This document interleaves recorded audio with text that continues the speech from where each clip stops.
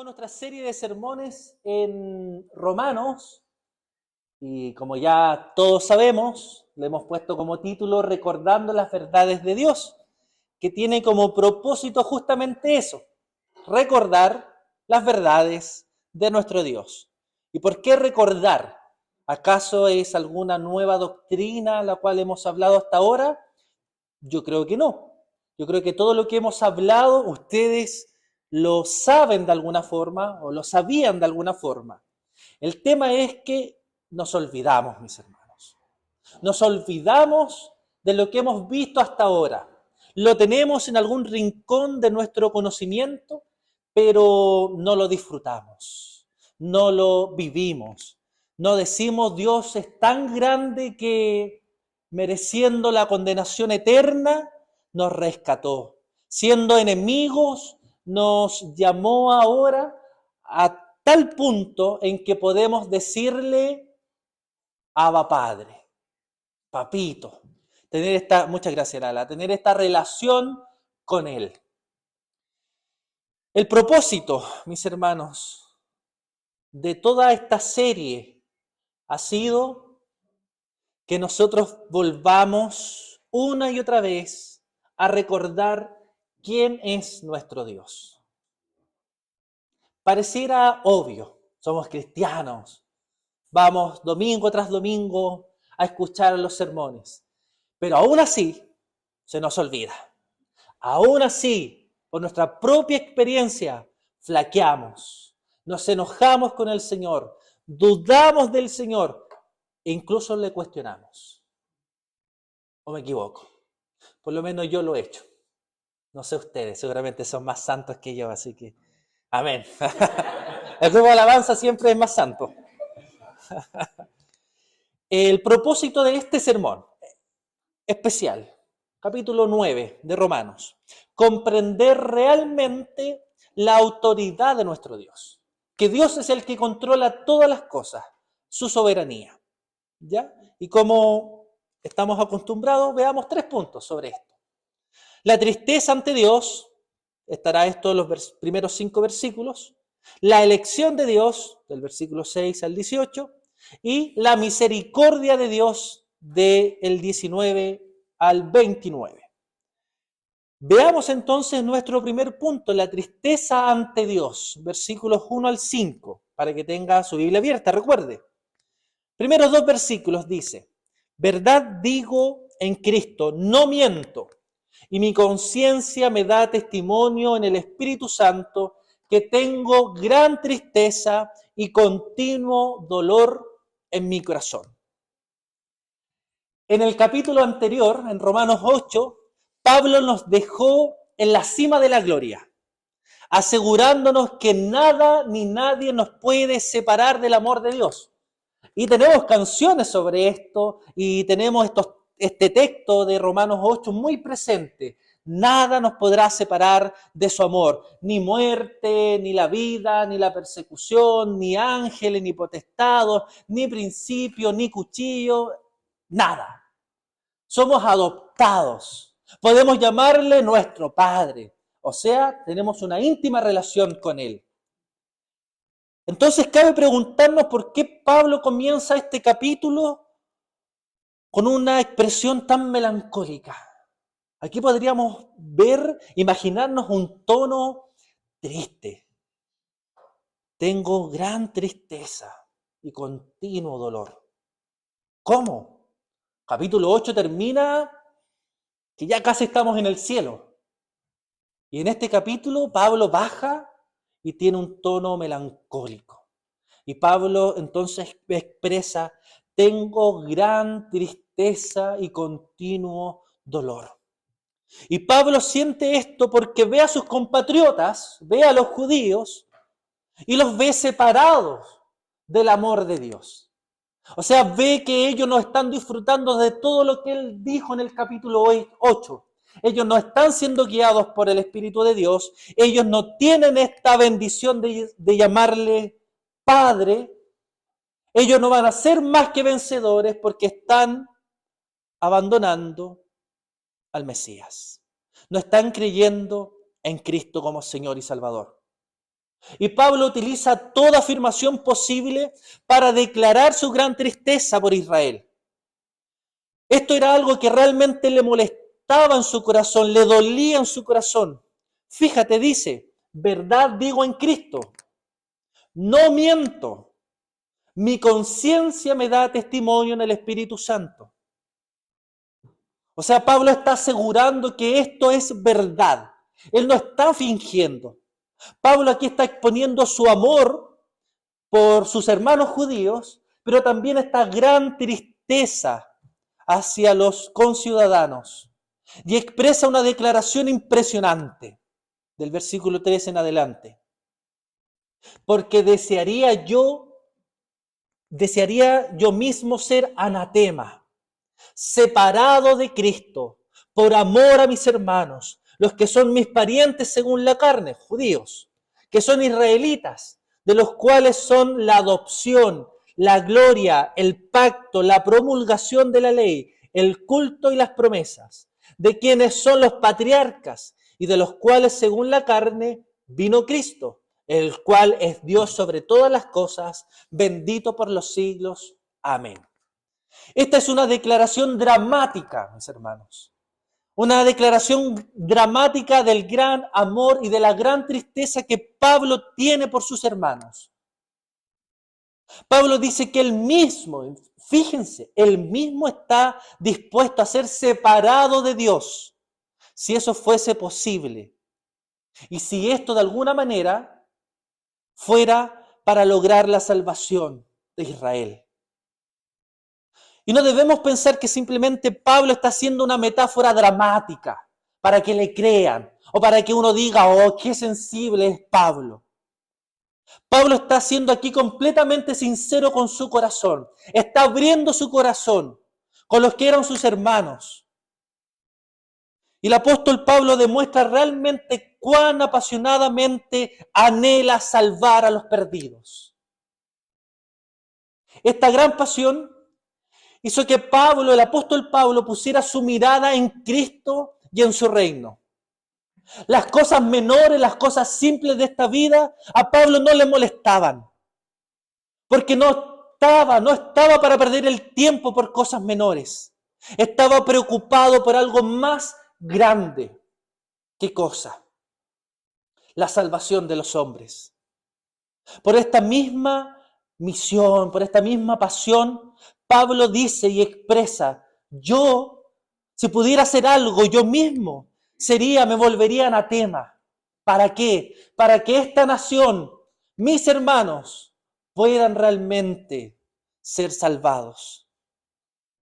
El apóstol Pablo aquí refleja el corazón que nosotros vemos en Moisés, en Éxodo 32, versículo 31 y 32, cuando dice, entonces volvió Moisés a Jehová cuando subió a recibir los mandamientos. Y dijo, te ruego pues, este pueblo ha cometido un gran pecado, porque hicieron dioses de oro, que perdones ahora su pecado, y si no, ráeme ahora de tu libro que has escrito. Sácame de tu bendición, de tu presencia. Si tú no perdonas a mis hermanos, que todos perdamos. Está mostrando un corazón sensible, un corazón apasionado. Y por supuesto, Pablo también mostró el corazón de nuestro propio Señor Jesucristo, quien fue hecho por nosotros maldición.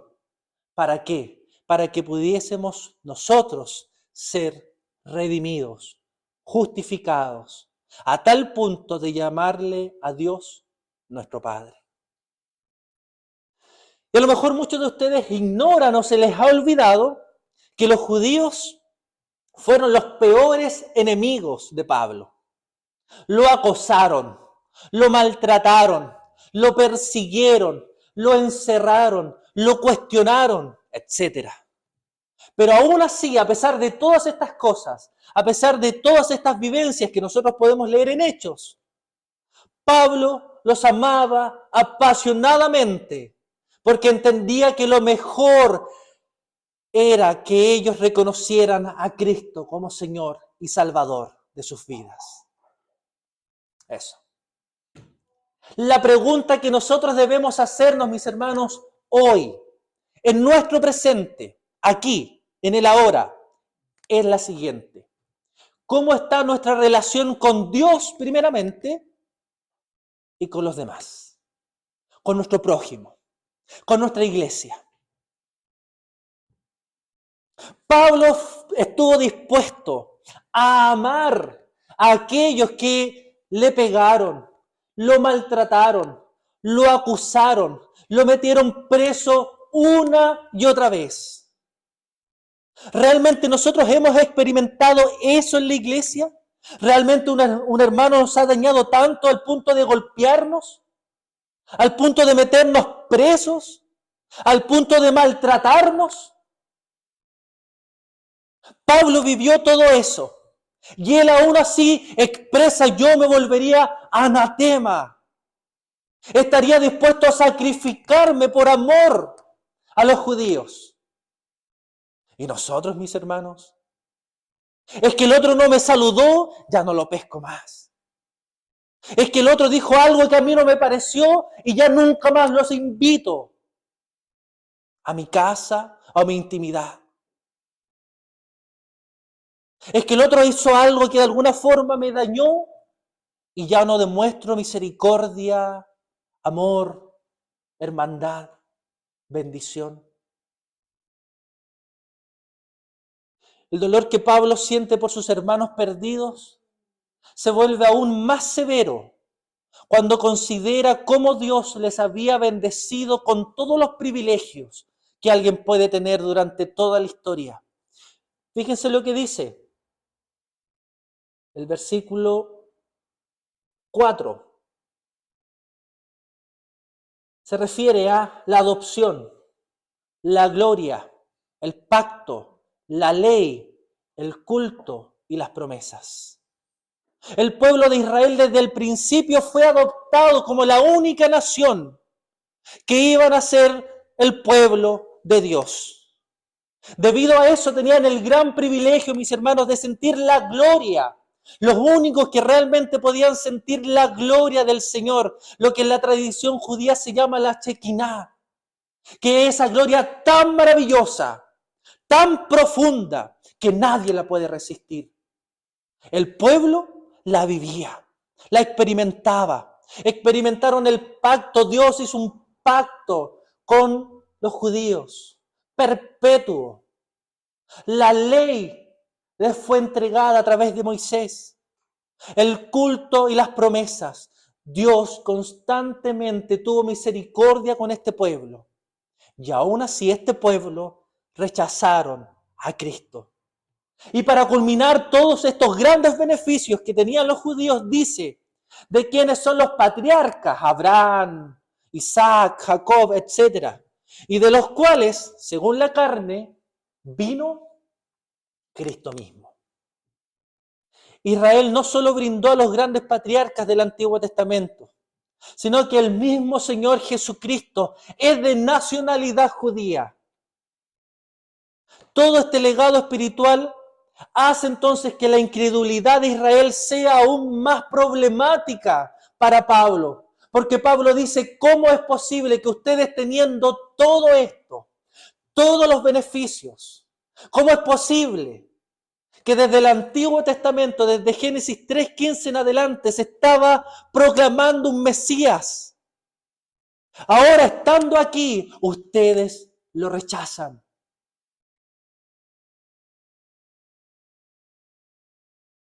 Sigue diciendo Pablo: Cristo, el cual es Dios sobre todas las cosas, bendito por los siglos. Amén. ¿Por qué es tan terrible que los judíos rechazaran al Señor Jesucristo? ¿Por qué es tan terrible que Pablo, si pudiera volverse anatema, se volvería anatema por amor a los judíos? Porque Cristo es Dios. Los judíos entonces estaban rechazando a Dios mismo. teniendo todos los privilegios, teniéndose al Mesías anunciado desde el principio, no lo adoraron, sino que más bien lo rechazaron. Juan 3:19. Y esta es la condenación, que la luz vino al mundo. Y los hombres amaron más las tinieblas que la luz, porque sus obras eran malas. Pablo aquí presenta, mis hermanos, en esta primera sección, una tristeza por la tosudez de sus compatriotas. Pero descansa en la perfección y en el gobierno de nuestro Señor, presentándonos ahora la elección de Dios. Versículos 6 al 18. Vamos a leer primero del 6 al 9. Dice Pablo: no que la palabra de Dios haya fallado, porque no todos los que descienden de Israel son israelitas, ni por ser descendientes de Abraham son todos hijos, sino en Isaac te será llamada descendencia.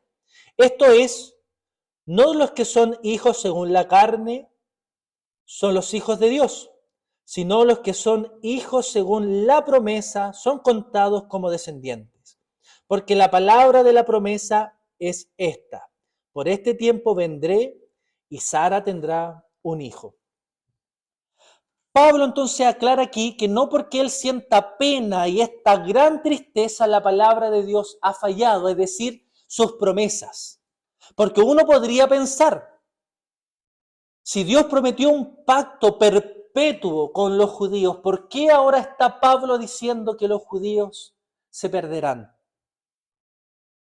El apóstol Pablo pasa a explicar que aunque la maravillosa promesa se había hecho a Israel, dicha promesa nunca fue dada con la intención de que se cumpliera en toda la nación, sino solamente en lo que nosotros hemos clasificado ahora como el verdadero Israel. Porque no todos los que descienden de Israel son israelitas. El significado del nombre Israel es gobernado por Dios. Entonces Pablo está diciendo aquí, no todos los que descienden de Israel son gobernados por Dios. ¿Se va entendiendo? Pablo demuestra que el ser solamente un descendiente de Abraham no salva a nadie. Y da un ejemplo. Ismael era tanto el hijo de Abraham como lo era Isaac. ¿Cierto? Abraham tiene dos hijos, Ismael e Isaac. Pero Ismael era hijo según la carne. Isaac, por otro lado, fue hijo según la promesa. Por lo tanto, uno era heredero de la salvación, del pacto, y el otro no lo era. Isaac entonces representa los hijos según la promesa, e Ismael representa los hijos según la carne. Versículo 10 en adelante. Y no solo esto, sino también cuando Rebeca concibió de uno, de Isaac nuestro padre, pues no habían aún nacido, ni habían hecho aún ni bien ni mal, para que el propósito de Dios conforme a la elección permaneciese, no por las obras, sino por el que llama. Se le dijo: el mayor servirá al menor, como está escrito: a Jacob amé, mas a Esaú aborrecí. Pablo señala aquí que la elección de Dios no se basó en las obras de Jacob o en las obras de Esaú. La elección fue hecha desde antes que ellos nacieran. No habían aún nacido, ni habían aún hecho ni bien ni mal, para que el propósito de Dios conforme a la elección permaneciese, no por las obras, sino por el que llama. Para que no pensemos que Dios eligió a Jacob sobre Esaú, porque sabía que sus obras de antemano iban a ser buenas, Pablo señala claramente que no fue por las obras de estos. Hay un concepto en la teología que se llama la presciencia de Dios. Y algunos interpretan esta presciencia como que Dios conoce el futuro. Entonces vio a Jacob Y como ve el futuro, vio que Jacob respondería y haría lo bueno. Y vio a Esaú, y vio que haría lo malo. Por lo tanto, escoge a Jacob por las obras que él conoce desde antemano. Pero el texto es claro y nos dice que Dios no escogió a Jacob sobre Esaú por las obras. Los escogió antes de que ellos hicieran lo bueno o lo malo. Se nos presenta aquí, mis hermanos, la soberanía de nuestro Dios, que Él hace conforme a su propósito. Debemos considerar el amor y el odio del cual Pablo habla aquí con respecto a su propósito de elegir a uno para que se convirtiera en el heredero del pacto de Abraham. Dios aborrecía a Esaú en cuanto a la herencia del pacto, no en cuanto a las bendiciones en esta vida o a la venidera. Me explico. Dios ama a Jacob y aborrece a Esaú, no en un sentido de su salvación, como muchos lo interpretan, o como muchos de nosotros creíamos. Dios aborrece a Esaú en un sentido de decirle, tú no vas a ser el que va a continuar con el pacto. Y Jacob sí. Por eso nosotros decimos, Dios de Abraham, Dios de Isaac y Dios de Jacob. No decimos Dios de Abraham, Isaac y Esaú. Cuando a Esaú le pertenecía realmente el continuar con el legado, porque era el primogénito. Nuestro mayor error cuando nosotros leemos estos textos es considerar las elecciones de Dios, la soberanía de Dios, como que si Él eligiera de manera arbitraria. Y quizás no haya manera correcta de comprender las razones que Dios tiene para elegir. Pero tales propósitos, tales razones están escondidas en el Señor. Él las conoce. Y lo escondido le pertenece al Señor, según Deuteronomio 29. Pero lo que sí podemos tener claro, mis hermanos, es que las elecciones de Dios no son caprichosas, no son arbitrarias, no son porque tú hiciste algo bueno y Él te vio en el futuro y te escogió. Las elecciones de Dios son simplemente por su buena voluntad. Y si hay alguna razón, esa razón está escondida y solamente Dios lo sabe. Él tiene un plan, Él tiene un propósito y su propósito es correcto. Su voluntad es buena. Todo lo que Él hace, mis hermanos, es justo. Pero como Pablo sabe que constantemente nosotros estamos cuestionando a Dios por lo que Él hace, por lo que Él decide y por lo que viene a nuestra vida, en el versículo 14 en adelante dice, ¿qué pues diremos? ¿Que hay injusticia en Dios? En ninguna manera. Pues a Moisés dice, tendré misericordia del que yo tenga misericordia y me compadeceré del que yo me compadezca. Así que no depende del que quiere ni del que corre, sino de Dios que tiene misericordia. Pablo contesta esta pregunta a su estilo y dice, en ninguna manera. No hay injusticia en Dios. No, Dios no es arbitrario. Dios no es injusto. Porque cuando salva, aplica misericordia. Y Él tiene el derecho de dar misericordia al que quiere. La misericordia no es una obligación, mis hermanos. La misericordia proviene de un corazón bondadoso. Y Dios aplica misericordia al que Él quiera, no a lo que nosotros decimos que debe ser. ¿Qué es la misericordia, mis hermanos? La misericordia es no tener lo que merecemos. Nosotros merecemos ser enemigos del Señor. Nosotros merecemos la ira de nuestro Dios. Nosotros merecemos como fruto final estar condenados para siempre, recibiendo la ira de nuestro Señor. Estamos en un lugar peligroso cuando consideramos que la misericordia de Dios hacia nosotros es un derecho.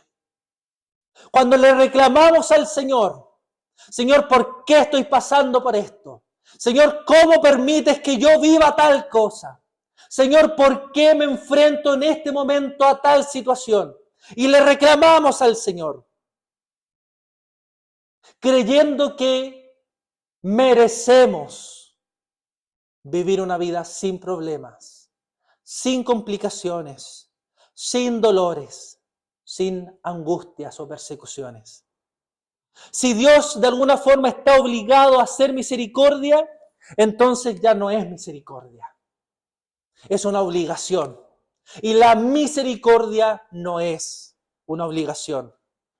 La misericordia de Dios no es dada debido a lo que nosotros hacemos. Es solo el deseo de mostrar misericordia de nuestro bondadoso Dios. Versículo 17.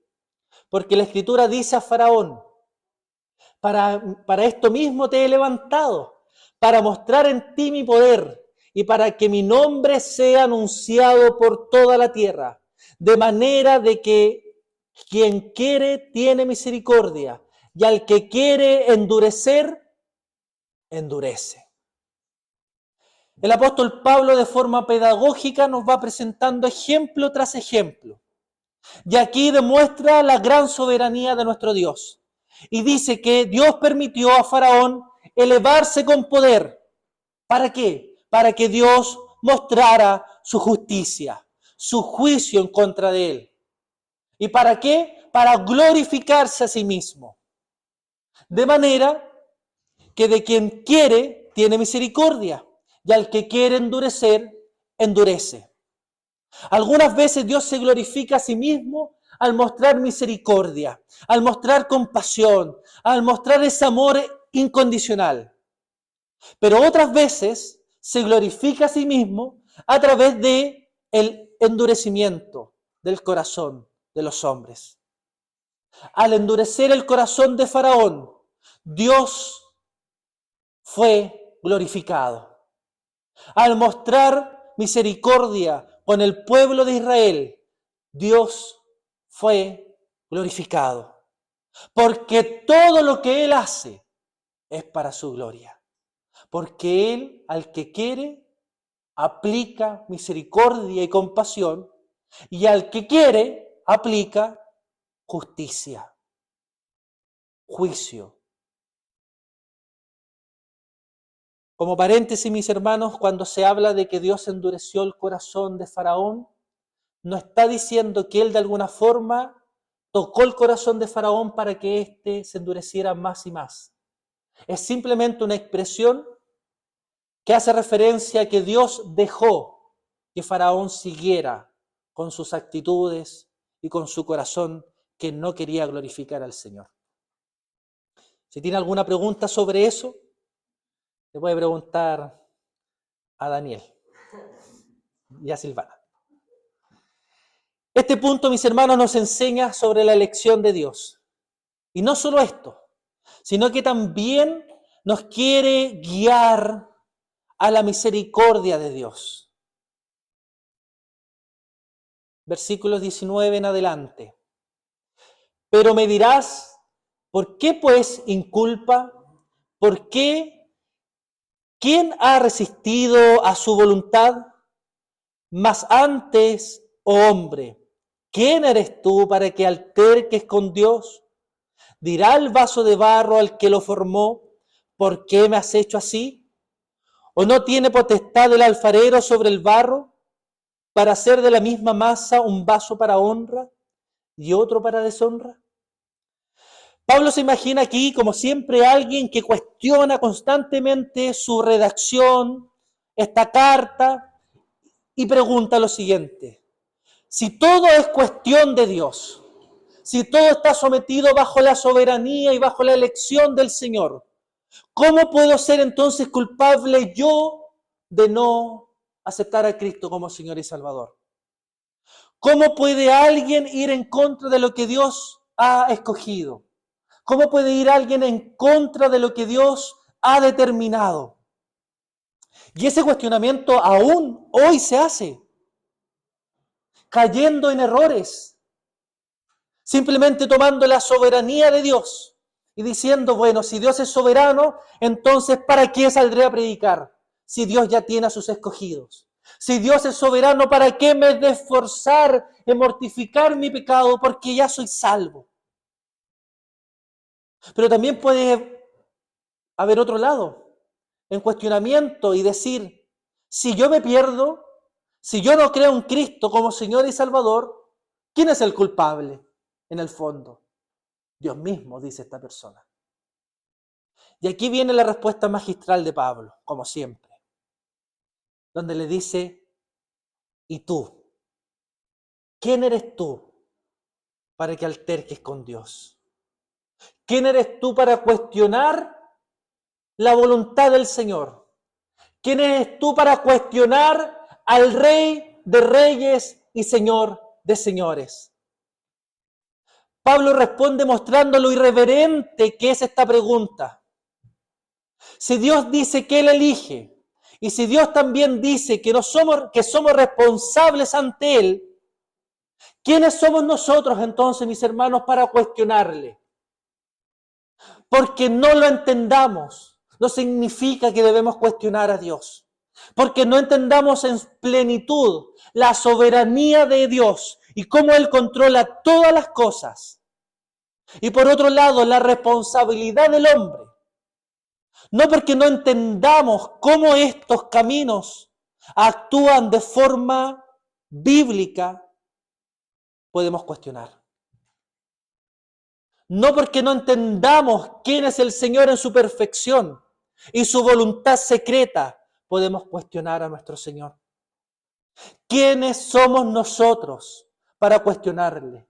¿Quiénes somos nosotros para cuestionar que a uno escoge y al otro no escoge? ¿Quiénes somos nosotros para cuestionar que en un momento tenemos bendición y en otro momento estamos pasando por tristeza y por dolor? ¿Quiénes somos nosotros, mis hermanos, para cuestionar al ser más justo, bueno y misericordioso que existe? ¿Quiénes somos nosotros? Y Pablo, para no dejar duda alguna, toma el ejemplo de un artesano y su creación y dice, ¿no tiene potestad el alfarero sobre el barro? ¿Y acaso Dios no tiene toda potestad sobre nosotros, su creación? Es algo ilógico. Imagínate a un artesano haciendo un jarrón y que este jarrón tome vida y empieza a cuestionar al maestro. ¿Por qué me hiciste solo con una oreja? Yo quería dos.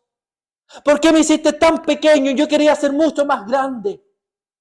¿Por qué me hiciste de barro? Yo quería ser de un metal precioso.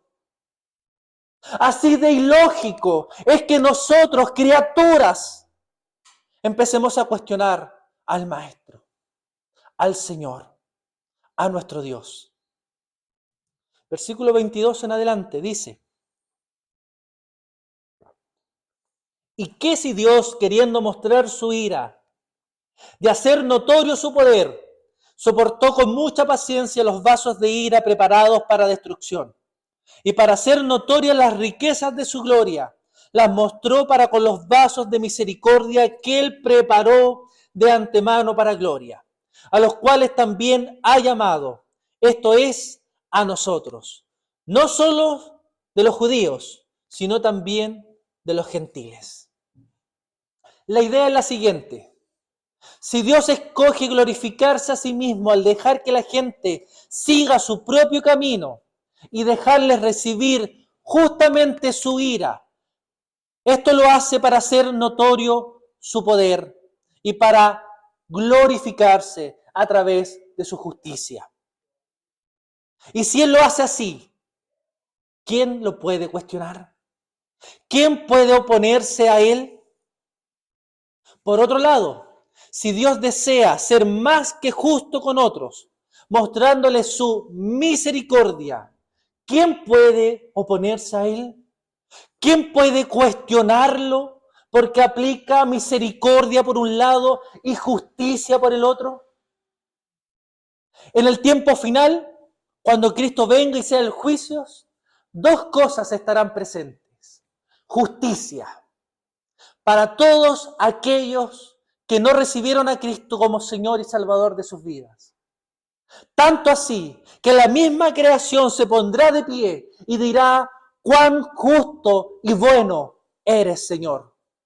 Y por otro lado, habrá misericordia. Y ahí entramos nosotros. En ningún momento Dios es injusto. En ningún momento, mis hermanos. No solo con la elección, sino que en lo que enfrentamos cada uno de nosotros. Dios no es injusto. Los judíos pensaban que ante Dios ellos siempre serían estos vasos de honor, aquellos que debían merecer la preocupación y las bendiciones del Señor.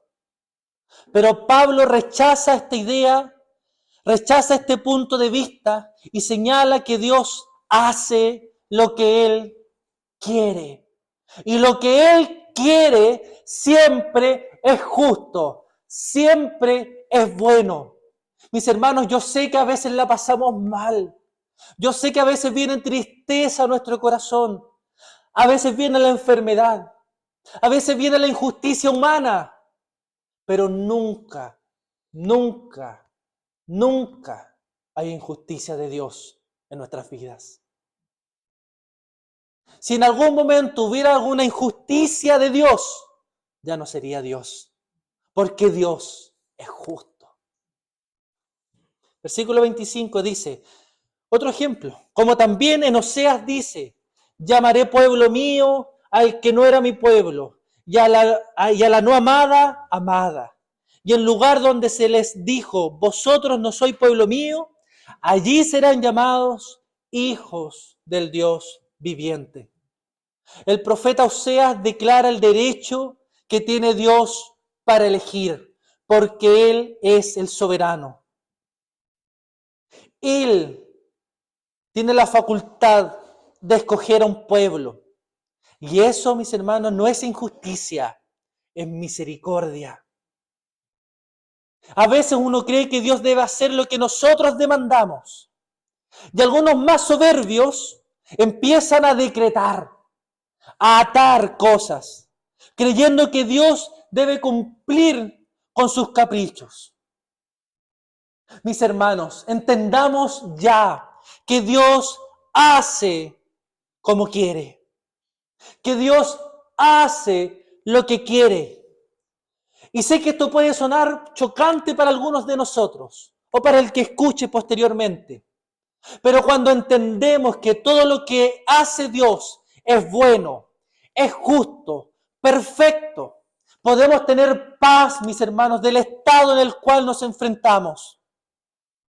Y podemos decir con todo corazón, con un corazón que está mirando a Cristo, haz lo que tú quieras, no lo que yo quiera.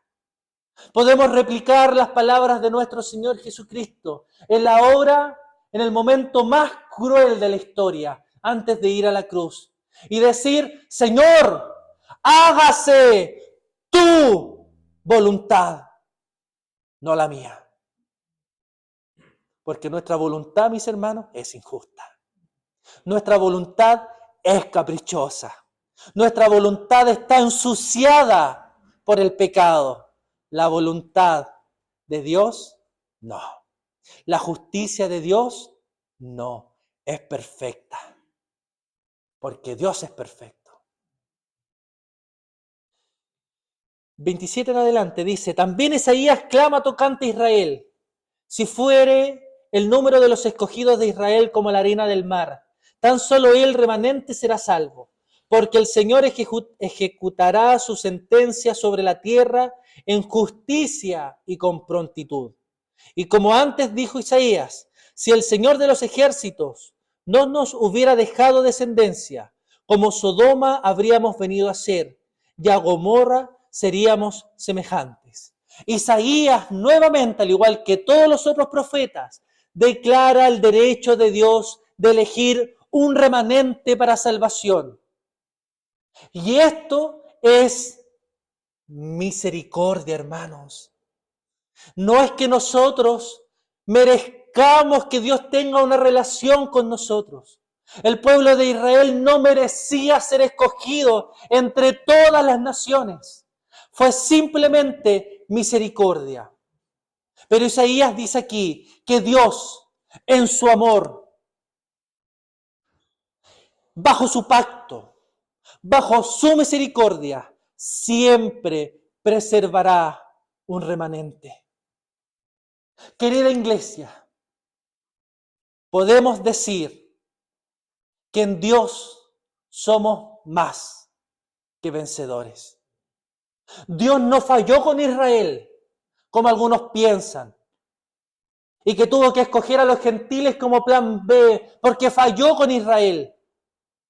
La promesa no se había hecho para aplicarse a toda la nación, sino a aquellos a los cuales Dios tenía predestinados desde antes de la fundación del mundo para andar en buenas obras.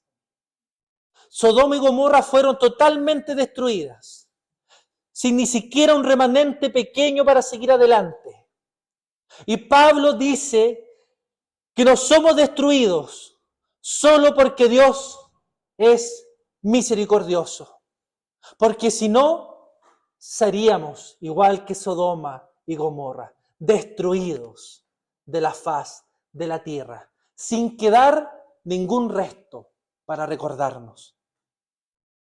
Es tan misericordioso nuestro Dios que nos asegura, mis hermanos, no ser avergonzados en el día final. Y recuerden que cuando habla de la vergüenza, Pablo se está refiriendo a algo que es falso. Entonces está diciendo aquí, no seremos avergonzados, porque todo lo que nosotros decimos, es decir, que un día Cristo vendrá y que estaremos reinando con Él, es cierto. Estaremos con Él. Y Dios nos cuidará, porque siempre mantendrá un remanente por su misericordia. Como está escrito, versículo 33, perdón. He aquí, pongo en Sión piedra de tropiezo y roca de caída, y el que creyere en él no será avergonzado. Querida iglesia, tenemos una roca inamovible. Tenemos seguridad de salvación en Cristo, Señor y Salvador justo. Oremos. Amado Señor, delante de ti vamos